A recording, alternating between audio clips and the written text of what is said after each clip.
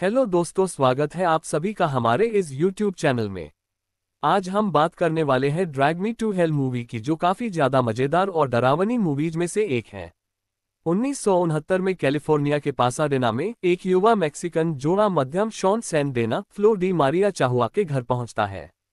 उनके बेटे ने 3 दिन पहले जिप्सियों के एक समूह से गहने चुरा लिए थे और तब से वह इस धरती की नई चीजों को देखने और सुनने की शिकायत कर रहा है। सैंडेना लड़के को शांत करने में मदद करने की कोशिश करती है, लेकिन वह और लड़के के माता पिता केवल भयभीत होकर देख सकते हैं, क्योंकि राक्षसी हाथों द्वारा नर्क में खींचे जाने से पहले लड़के को एक अदृश्य शक्ति द्वारा बालकनी से फेंक दिया जाता है। अध्यात्मवादी ने प्रतिज्ञा की कि वह एक दिन फिर इस राक्षस से मिलेगी। 40 साल बाद क्रिस्टीन ब्राउन एलिसन लोहमान एक स्थानीय बैंक में एक ऋण अधिकारी अपने कार्यालय में काम कर रही है और सहायक प्रबंधक के रूप में पदोन्नत होने की सख्त उम्मीद कर रही है। क्रिस्टीन के बॉस मिस्टर जैक्स डेविड पेमर उसे बताते हैं कि यह पद उसके और नए लड़के स्टू रूबिन रेगी लीग के पास आ गया है। वह उसे सलाह देता है कि उसे यह प्रदर्शित करना होगा कि जरूरत पड़ने पर वह कठोर निर्णय ले सकती है। अपने दोपहर के भोजन के अवकाश पर क्रिस्टीन अपने प्रेमी professor clay Dalton Justin long से मिलने उसके कार्यालय जाती है। क्रिस्टीन डाल्टन को एक दुर्लभ सिक्का देती है जो उसे कार्यालय में प्रचलन में मिला था। क्ले उसे एक लिफाफे में रखकर अपने बैग में रख लेता है। जब क्रिस्टीन चली जाती है तो क्ले की मां फोन करती है और क्ले को एक ऐसी लड़की से मिलाने की कोशिश करती है जो उसे लगता है कि क्रिस्टीन की तुलना में क्ले के लिए बेहतर है।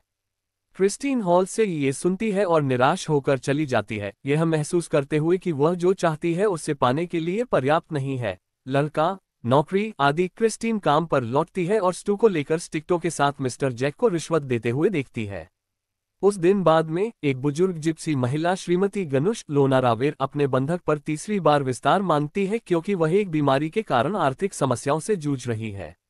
मिस्टर जैक के सामने खुद को साबित करने के लिए क्रिस्टीन अपने बेहतर निर्णय के विरुद्ध श्रीमती गनुश को विस्तार देने से इनकार कर देती है। हताशा में श्रीमती गनुश क्रिस्टीन के सामने झुक जाती है, भीख मांगती है और उसकी स्कर्ट के किनारे को चूमती है। क्रिस्टीन घबरा जाती है और सुरक्षा की मांग करते हुए महिला को सार्वजनिक रूप से शर्मिंदा करते हुए दूर धकेल देती है। जैसे ही सुरक्षा गार्ड श्रीमती गनुश को बाहर ले जाते हैं, श्री जैक क्रिस्टीन की सराहना करते हैं कि उसने स्थिति को कैसे संभाला और कहा कि यदि वह एक और बड़ा ऋण बंद कर सकती है तो सहायक प्रबंधक का पद उसका होगा। मिस्टर जैक्स क्रिस्टीन की सराहना करते हैं कि उसने गनुश स्थिति को कैसे संभाला। वह उसे बताता है कि वह पदोन्नति पाने के करीब है, लेकिन उसे एक निश्चित ऋण पर सौदा पक्का करना होगा जो काम पर अधर में लटका हुआ है। प्रसन्न होकर वह अपनी फाइल और कुछ कार्यालय सामग्री के साथ अपनी कार की ओर चलती है। वह बाहर निकलती है और देखती है कि श्रीमती गनुश की कार उसके सामने खड़ी है। वह अपनी कार में बैठती है और श्रीमती गनुश का दुपट्टा विंडशील्ड पर उड़ जाता है, जिससे क्रिस्टीन बेहोश हो जाती है। क्रिस्टीन दुपट्टे का पीछा करने के लिए घूमती है और श्रीमती गनुश को अपने पीछे देखती है। श्रीमती गनुश पर हमला होता है और क्रिस्टीन गनुश को अपनी कार के बाहर बंद करने में सक्षम होने से पहले दोनों के बीच लड़ाई होती है। क्रिस्टीन चिल्लाती है, हाँ मैंने तुम्हें हरा दिया अंडरस्को, इससे पहले कि गनुश सिंडर ब्लॉक से खिड़की तोड़ देता और क्रिस्टीन को बाहर खींच लेता। गनुश क्रिस्टीन के कोट से एक बटन लेती है और बटन वापस सौंपने और गायब होने से पहले एक मंत्र बुदा देती है। पुलिस घटना की जांच करने के लिए पहुंचती है और क्ले उसे घर ले जाने के लिए आती है। रास्ते में क्रिस्टीन को एक अजीब सी फुसफुसाहट सुनाई देती है और उसने फैसला किया कि वह अपना भाग्य बताना चाहती है। क्ले को भविष्यवक्ता की वैधता पर संदेह है और वह अध्यात्मवादी राम जस दिलीप राव के साथ मजाक करता है। राम का कहना है कि वह $60 के लिए उसका भाग्य पढ़ेगा। हालांकि पढ़ने के दौरान राम दानव की मानसिक उपस्थिति से बहुत परेशान हो जाता है, जिसके कारण उसे सत्र समाप्त करना पड़ता है। उसने क्रिस्टीन को ये बताकर उसका विश्वास हासिल कर लिया कि वह बटन के बारे में जानता है। क्ले क्रिस्टीन को घर ले जाता है और अपने कार्यालय से कुछ लेने के लिए निकल जाता है। घर पर अकेली क्रिस्टीन अपनी रसोई में केक बनाती है और क्ले का इंतजार करते हुए अपने बिल्ली के बच्चे के साथ खेलती है।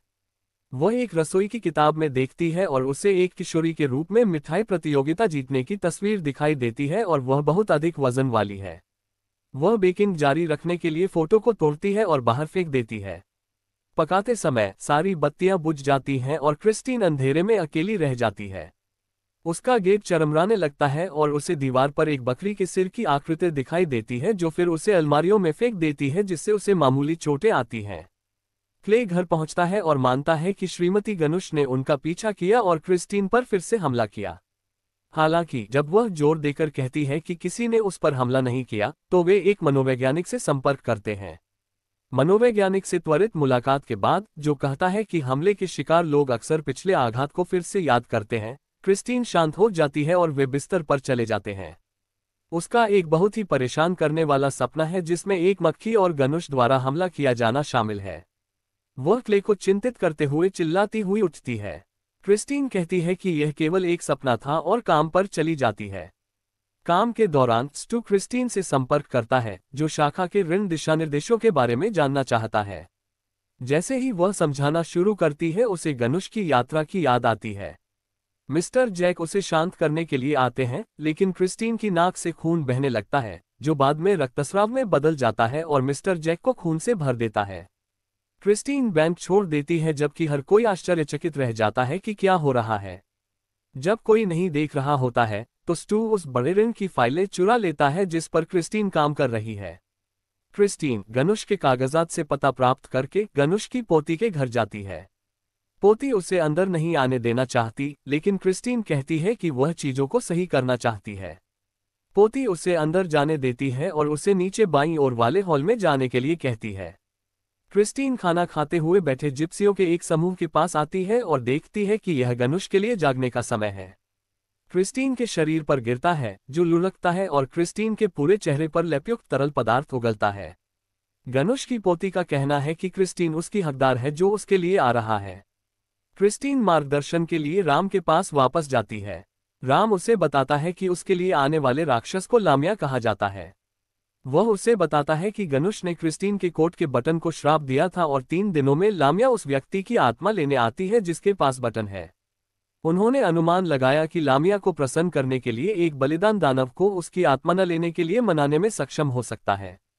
वह उसे जानवरों की बलि पर एक किताब देता है, लेकिन क्रिस्टीन उससे कहती है कि वह ऐसा नहीं करेगा।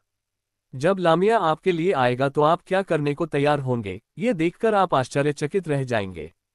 क्रिस्टीन घर जाती है और लामिया की छाया उसका पीछा करती है। यह उसके लिए आता है और उसे कमरे के चारों ओर फेंक देता है और क्रिस्टीन को उसके ड्रेसर में फेंकने से पहले उसे कुछ दीवारों के खिलाफ फेंक देता है। क्रिस्टीन घबरा जाती है और रसोई का चाकू पकड़ लेती है और अपने बिल्ली के बच्चे को बुलाती है। क्ले के आने पर क्रिस्टीन अपने मृत बिल्ली के बच्चे को दफना रही है। क्ले पूछती है कि उसकी बाह पर खून क्यों है, लेकिन क्रिस्टीन इसे टाल देती है और क्ले को बताती है कि अब सब कुछ ठीक है। वे क्ले के माता पिता के घर जाकर रात्रि भोजन करते हैं। क्रिस्टीन उन्हें एक फसल केक देती है, जिसे उसने तब बनाना सीखा था जब वह एक खेत में बड़ी हुई थी। क्ले की माँ उससे तब तक बात करती रहती है जब तक कि क्रिस्टीन यह नहीं दिखा देती कि वह स्मार्ट और सक्षम है और अपने अतीत के बारे में बेरहमी से खुलकर बात करती है। वह बताती है कि वह अपनी माँ से बात नहीं करती क्योंकि उसके पिता की मृत्यु के बाद उसकी माँ शराबी हो गई थी और किसी से मिलना नहीं चाहती थी। इससे क्ले की माँ प्रभावित हुई क्योंकि उसके पिता भी शराबी थे, लेकिन उन्होंने कभी किसी को नहीं बताया। समूह केक का आनंद लेता है जबकि क्रिस्टीन को अपनी आंख में एक आंख दिखाई देने लगती है। वह उस पर चाकू से वार करती है और उससे खून बहने लगता है और वह दिखावा करने के लिए उसके मुंह में केक का एक टुकड़ा डालने का नाटक करती है, लेकिन फिर वह अपने सपने से मक्खी को खांस देती है। इससे क्ले के माता पिता निराश हो जाते हैं, जो सोचते हैं कि केक में मक्खियां हैं। मामले को और भी बदतर बनाने के लिए लामिया ने दरवाजा पीटना शुरू कर दिया, जिससे क्रिस्टीन घबरा गई। वह चली जाती है और क्ले उसका पीछा करने की कोशिश करता है, लेकिन उसके माता पिता उससे कहते हैं कि वह उसकी मदद नहीं कर सकता क्योंकि वह बीमार है। क्रिस्टीन फिर से राम से सलाह लेती है, जो उसे बताता है कि एक व्यक्ति है जो लामिया से लड़ने में उसकी मदद कर सकता है, लेकिन यह व्यक्ति केवल $10,000 के लिए ऐसा करेगा। क्रिस्टीन अपने मूल्य की हर चीज तुरंत बेचने के लिए ले जाती है, लेकिन केवल $3,500 ही हासिल कर पाती है। वह सहायक प्रबंधक पद के लिए $10,000 की अग्रिम राशि मांगने के लिए मिस्टर जैक्स के पास जाती है, लेकिन मिस्टर जैक्स उसे बताते हैं कि वह जिस ऋण पर काम कर रही थी वह खत्म हो गया क्योंकि एक अन्य बैंक उसमें कटौती करने में सक्षम था।